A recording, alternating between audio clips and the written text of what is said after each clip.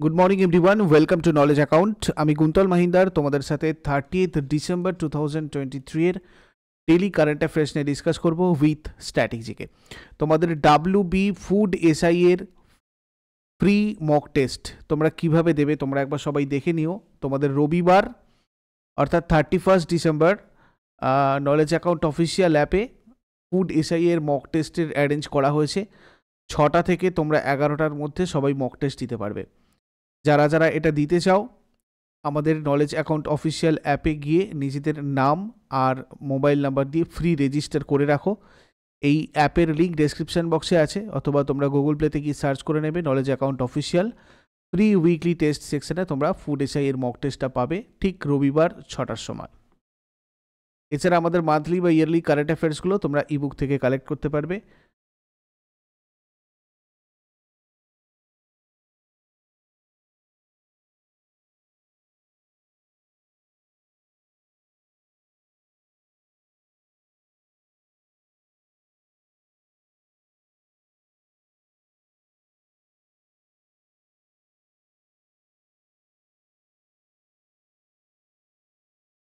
আজকে প্রথম যে প্রশ্নটা আলোচনা করব, সেন্ট্রাল ইন্ডাস্ট্রিয়াল সিকিউরিটি ফোর্স অর্থাৎ সিআইএসএফ এর ডিরেক্টর জেনারেল পদে কে নিযুক্ত হয়েছেন?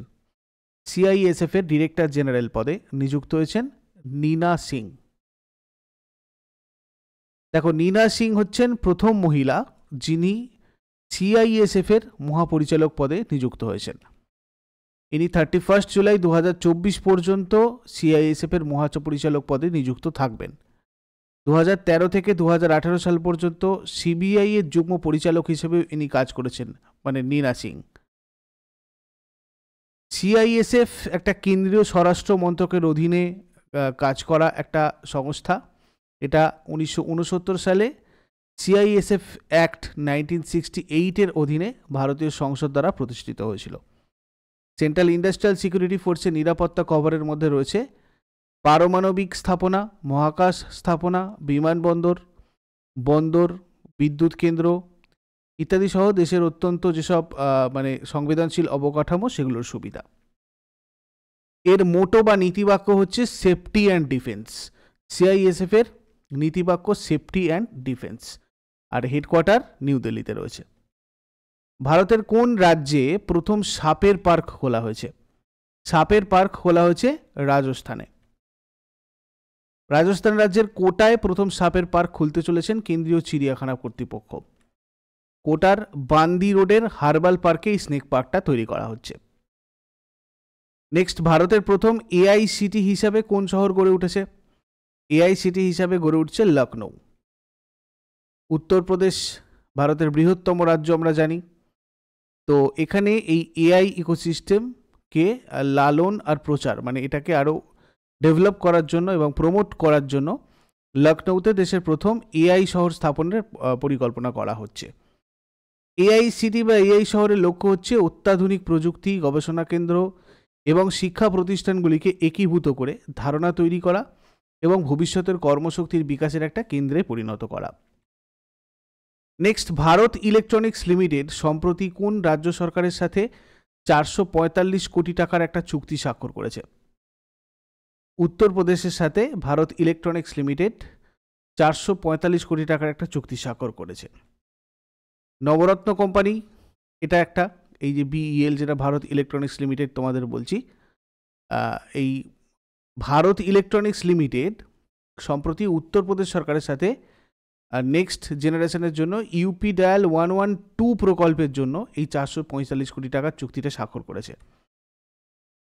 তো এই ডায়াল 112 প্রকল্প যেটা, এটার জন্য একটা ব্যাপক এবং অত্যাধুনিক হার্ডওয়্যার, এআই বেসড একটা সফটওয়্যার সরঞ্জাম এবং সাইবার সুরক্ষা সরঞ্জাম সরবরাহ করবে ডায়াল 112 প্রকল্পের জন্য। ভারতের সবথেকে জনবহুল রাজ্য আমরা জানি উত্তরপ্রদেশ। তো সেখানে জরুরি প্রতিক্রিয়া পরিষেবাগুলোকে আরও উন্নত করার লক্ষ্যে এই ইউপি ডায়াল 112 প্রকল্প চালু করার জন্য এই চুক্তি স্বাক্ষর করা হয়েছে। তাহলে ইউপি ডায়াল 112 প্রকল্পটা কোন রাজ্যের? ইউপির। এটাও তোমরা এর সাথে কিন্তু নোট করে রাখবে।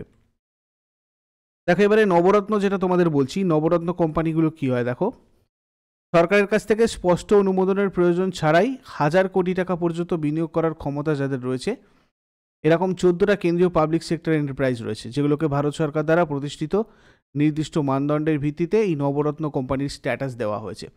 নবরত্ন কোম্পানি কোনগুলো?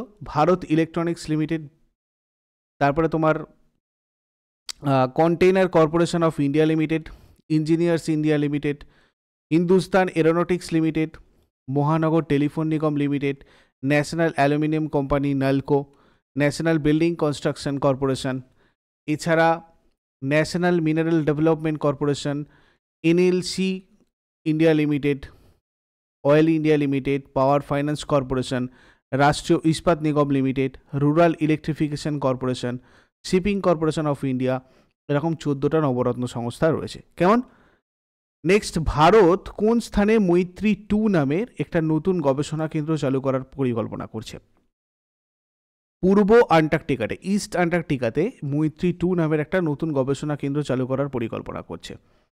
দেখো, পূর্ব আন্টার্কটিকায় একটা নতুন গবেষণা কেন্দ্র মৈত্রী 2 চালু করবে, এটা ভারত সরকার সেটা জানিয়েছে। এটা তৈরি হবে ভারতের বিদ্যমান মৈত্রী গবেষণা কেন্দ্রের বেসের কাছে, মানে অলরেডি যে মৈত্রী গবেষণা কেন্দ্র আছে তার বেসের কাছে এটা তৈরি হবে। এই মৈত্রী 1 বা মৈত্রী যেটা বলছি আমি তোমাদের, এটা 1988-এ ভারত দ্বারা প্রতিষ্ঠিত হয়েছিল। কোথায়? পূর্ব আন্টার্কটিকায়। নেক্সট, কোন রাজ্যে কেন্দ্রীয় মন্ত্রিসভা গঙ্গা নদীর ওপর 4.56 কিলোমিটার দীর্ঘ একটা নতুন সেতু নির্মাণের অনুমোদন দিয়েছে? বিহারে 4.56 কিলোমিটার দীর্ঘ একটা নতুন সেতু নির্মাণের অনুমোদন দিয়েছে কেন্দ্রীয় মন্ত্রিসভা। বিহারের দীঘা এবং সোনপুরকে সংযুক্ত করার জন্য গঙ্গা নদীর উপরে 4.56 কিলোমিটার দীর্ঘ 6 লেনের একটা নতুন সেতু নির্মাণের অনুমোদন দিয়েছে। এই প্রকল্পের মোট ব্যয় অনুমান করা হয়েছে 3064.45 কোটি টাকা, যার মধ্যে সিভিল নির্মাণ বা সিভিল কনস্ট্রাকশনের জন্য 2233 কোটি টাকা অন্তর্ভুক্ত করা হয়েছে। এর সাথে রাজ্যের যান চলাচল আরও দ্রুত হবে এইটা করলে, এবং আরও সহজ হবে আর কি। মঙ্গোলিয়ার স্বাধীনতা দিবস কবে পালিত হয়? মঙ্গোলিয়ার স্বাধীনতা দিবস 29শে ডিসেম্বর পালন করা হয়। এটা পূর্ব এশিয়ার একটা রাজ্য, আমাদের চীনের ওপর দিকে রয়েছে এটা। এর রাজধানীর নাম হচ্ছে উলান বাটর। এর উত্তরে রয়েছে রাশিয়া, আর দক্ষিণ পূর্ব পশ্চিমে মানে আমাদের রিপাবলিক অফ চায়না, গণচীন অবস্থিত। বিশ্ব টেস্ট চ্যাম্পিয়নশিপে সবচেয়ে বেশি রান করা ভারতীয় ব্যাটসম্যান কে হয়েছেন? বিশ্ব টেস্ট চ্যাম্পিয়নশিপে সবচেয়ে বেশি রান করা ভারতীয় ব্যাটসম্যান হয়েছেন বিরাট কোহলি। ভারতীয় ব্যাটসম্যান এবং ভারতীয় দলের প্রাক্তন অধিনায়ক বিরাট কোহলি ভারতীয় ব্যাটসম্যান হয়েছেন যিনি বিশ্ব টেস্ট চ্যাম্পিয়নশিপে সবচেয়ে বেশি রান করেছেন। দক্ষিণ আফ্রিকা ক্রিকেট দলের বিপক্ষে চলমান টেস্ট সিরিজ যেটা চলছে এখন, সেখানে প্রথম ম্যাচে এই নতুন রেকর্ড তিনি করেছেন। রোহিত শর্মা এখনও পর্যন্ত এই বিশ্ব টেস্ট চ্যাম্পিয়নশিপে 26টা টেস্টে 42 ইনিংসে 2097 রান করেছেন। বিরাট কোহলি এখনও পর্যন্ত 35টা টেস্ট ম্যাচে 57 ইনিংসে 2101 রান করেছেন। নেক্সট, ভারতের কোন বিমানবন্দর বিশ্বের সবচেয়ে সুন্দর বিমানবন্দর টার্মিনাল হিসেবে স্বীকৃত হয়েছে? কেম্পেগৌড়া আন্তর্জাতিক বিমানবন্দর, যেটা রয়েছে বেঙ্গালুরুতে, এটা বিশ্বের সবচেয়ে সুন্দর বিমানবন্দর টার্মিনাল হিসেবে স্বীকৃতি পেয়েছে। The Terminal 2 T2 of the Kempegowda International Airport has secured recognition. Kempegowda international এয়ারপোর্টের কিন্তু এই টার্মিনাল 2টা সুন্দর টার্মিনাল হয়েছে, এটা ভালো করে ক্লিয়ার করে রাখবে। One of the world's most beautiful airports and has been awarded the World Special Prize for an Interior 2023 by UNESCO's Prix Versailles. প্রধান সচিবদের তৃতীয় জাতীয় সম্মেলনে third national conference of chief secretariats কে সভাপতিত্ব করবেন? Third national conference of chief সেক্রেটারিসে সভাপতিত্ব করবেন নরেন্দ্র মোদী।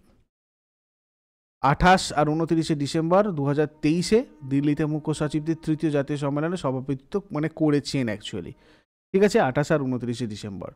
প্রধান সচিবদের প্রথম সম্মেলনটা 2022 সালের জুন মাসে ধর্মশালায়, আর দ্বিতীয়টা 2023 সালের জানুয়ারিতে দিল্লিতে অনুষ্ঠিত হয়েছিল।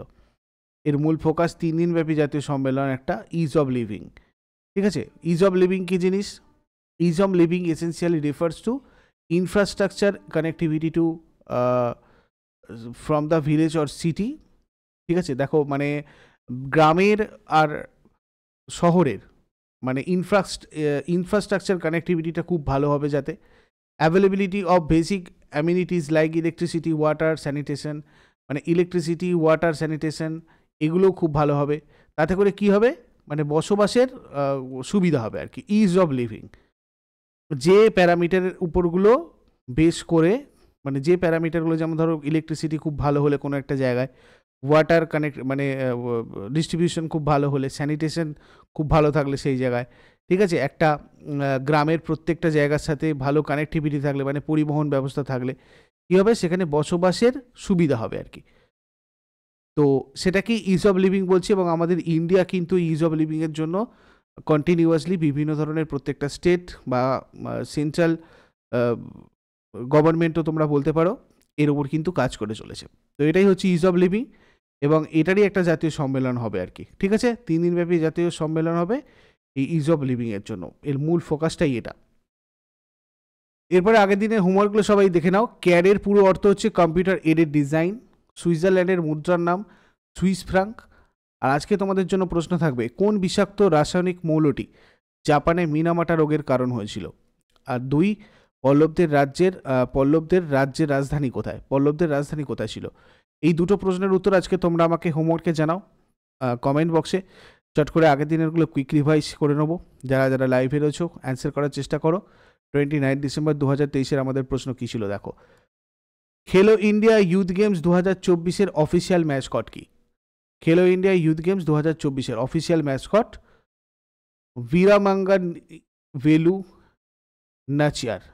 বীরামাঙ্গাই ভেলু নাচিয়ার। আগের দিন এটা সম্পর্কে ডিটেলসে তোমাদের সাথে আলোচনা করেছি। কোন রাজ্যে আন্তর্জাতিক গীতা সেমিনার আর গীতা মহোৎসবের আয়োজন করা হচ্ছে? হরিয়ানা। প্রধানমন্ত্রী বিশ্বকর্মা যোজনার জন্য কত কোটি টাকা বরাদ্দ করা হয়েছে? 13,000 কোটি টাকা। ভূমি রাশি পোর্টাল কোন মন্ত্রণালয়ের উদ্যোগ? Ministry of road transport and highways. 1 বছরের 100 মিলিয়ন যাত্রী বহনকারী প্রথম ভারতীয় বিমান সংস্থা কোনটি? ইন্ডিগো। মৌলানা আবুল কালাম আজাদ ট্রফি কে জিতেছেন? গুরু নানক দেব ইউনিভার্সিটি অমৃতসরের। রাজীব গান্ধী স্বরোজগার যোজনা লঞ্চ করেছে কোন রাজ্য? হিমাচল প্রদেশ। সম্প্রতি কে টেকনো স্মার্টফোনের ব্র্যান্ড অ্যাম্বাসাডার হিসেবে নিযুক্ত হয়েছেন? Deepika Padukone. Organization of petroleum exporting countries OPEC থেকে প্রত্যাহারের সিদ্ধান্ত নিয়েছে কোন দেশ? অ্যাঙ্গোলা। চেন্নাই গ্র্যান্ড মাস্টার্স 2023 শিরোপা কে জিতেছেন? ডোম রাজু গুকেশ। এগুলোই ছিল আগের দিনের কারেন্ট অ্যাফেয়ার্স। তোমাদের রবিবারে মক টেস্ট যারা যারা দিতে চাও ফুড এসআইয়ের, আমাদের এই অ্যাপটাতে গিয়ে নিজেদের নাম আর মোবাইল নাম্বার দিয়ে ফ্রি রেজিস্টার করে রাখো। গুগল প্লেতে গিয়ে সার্চ করো নলেজ অ্যাকাউন্ট অফিসিয়াল, অথবা ডেসক্রিপশন বক্সে তোমাদের লিঙ্ক আছে। ফ্রি উইকলি টেস্ট সেকশানে তোমরা রবিবার 6টা থেকে 11টার মধ্যে এখানে সম্পূর্ণ 100 নম্বরের ফুড এসআইয়ের মক টেস্ট দিতে পারবে। সম্পূর্ণ ফ্রিতে সবাই দিতে পারবে, কিন্তু তার জন্য তোমরা আগে থেকে এখানে রেজিস্টারটা করে রাখো নিজেদের নাম আর মোবাইল নাম্বার দিয়ে। এছাড়া WBPSC ক্লার্কশিপের মেন আর প্রিলির ইন্টিগ্রেটেড ব্যাচ তোমাদের চলছে নলেজ অ্যাকাউন্ট অফিসিয়াল অ্যাপে। সম্পূর্ণ অধ্যায় ভিত্তিক তোমাদের ক্লাস, বিস্তারিত ডিটেলস কনসেপ্ট এখানে তোমাদের আলোচনা করে শেষকালে প্রত্যেকটা অধ্যায়ের MCQ প্রশ্ন তোমাদের এখানে ডিসকাস করা হচ্ছে। এছাড়া কনভেনশনাল রাইটিং মেনের জন্য তোমরা এটাতে করতে পারবে, এবং তোমাদের ডিসেম্বর পর্যন্ত 60% ডিসকাউন্ট এখানে অফার রয়েছে। 1080-তে তোমরা এটাতে জয়েন করতে পারবে। আরও ডিটেলস জানার জন্য এই নাম্বারে তোমরা যোগাযোগ করো। এছাড়া জেনারেল স্টাডিজ ফাউন্ডেশন তোমরা যে কোনো পরীক্ষার জন্য জেনারেল স্টাডিজের প্রত্যেকটা সাবজেক্টের প্রত্যেকটা টপিক এখানে পেয়ে যাবে। ইতিহাস, ভূগোল, বিজ্ঞান, অর্থনীতি, সংবিধান, স্ট্র্যাটেজি, কম্পিউটার সবকটার লাইভ ক্লাস এবং PDF মানে স্টাডি মেটেরিয়াল, এবং প্রত্যেকটা চ্যাপ্টারের MCQ তোমাদের এখানে দেওয়া হবে। অনলাইন পোর্টালে চ্যাপ্টার ভিত্তিক মক টেস্টও থাকবে। 1 ইয়ার পুরোপুরি ভ্যালিডিটি। ডিসেম্বর পর্যন্ত স্পেশাল অফার কিছু রয়েছে, এর জন্য তোমরা এই নাম্বারে যোগাযোগ করো। এছাড়াও WBP 2024 target batch, WBP lady constable main, SSC GD এগুলোতেও তোমরা জয়েন করে নিতে পারো এই নাম্বারে যোগাযোগ করে। নেক্সট ক্লাসে আবার সবার সাথে কথা হচ্ছে প্রতিদিন সকাল 6টার সময়। এভাবেই ডেলি কারেন্ট অ্যাফেয়ার্সের আপডেটের জন্য নলেজ অ্যাকাউন্টকে সাবস্ক্রাইব করে বেল আইকন প্রেস করে রাখো। Thank you so much, have a great day.